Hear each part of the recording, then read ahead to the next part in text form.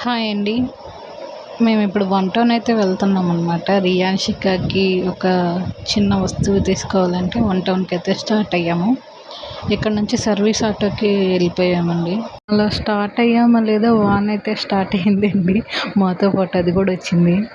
రియాన్షికాకి అసలు బయటకు తీసుకొస్తే చాలుగా ఒక వింత ప్రపంచంలోకి వచ్చినట్టు ఉండిద్ది.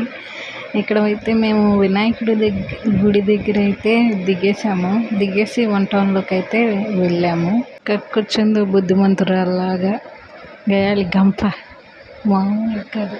ఇక్కడ దిగైతే స్టార్ట్ అయ్యాము లోపలికి. అప్పటికే వాన బాగా పడుతుందని చెప్పి త్వరగా షాప్కి అయితే వెళ్ళిపోయాము. షాపులో చూడండి ఎట్లా చూసేస్తుందో. వాన పడుకుని ఉంటే బాగుండేది.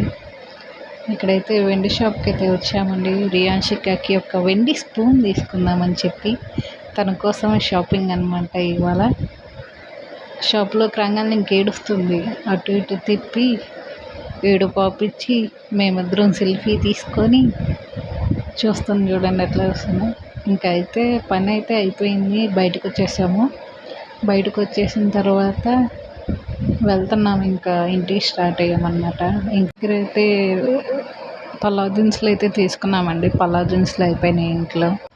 పలావ్ దినుసులు కట్టించేసుకుని అయితే ఇప్పుడు మేము జ్యూస్ షాప్ దగ్గరికి అయితే వెళ్ళబోతున్నాం అనమాట. వన్ టౌన్ వచ్చినప్పుడు కంపల్సరీ ఇక్కడ బాదం పాలు అయితే తాగి వస్తాము. మా అత్తయ్య గారి ఫేవరెట్ అనమాట. అయితే ఎక్కడికి వచ్చినా ఫోన్ తీసిద్ది మా అమ్మ అన్నట్టు చూస్తుంది.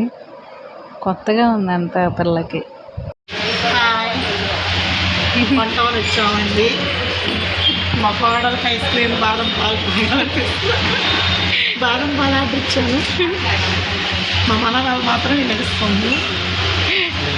నేనేమో బాదం పాలు ఆర్డర్ చేసుకున్నాను. అత్తయ్య ఏమో గ్రేప్ జ్యూస్ ఆర్డర్ చేసుకుని తాగేసి ఇంక ఇంటికైతే బయలుదేరాము. ఆటో మాట్లాడుకొని ఇంటికైతే వచ్చేసామన్నమాట. వచ్చే దారిలోనే రియాన్షికి అయితే నిద్రపోయింది.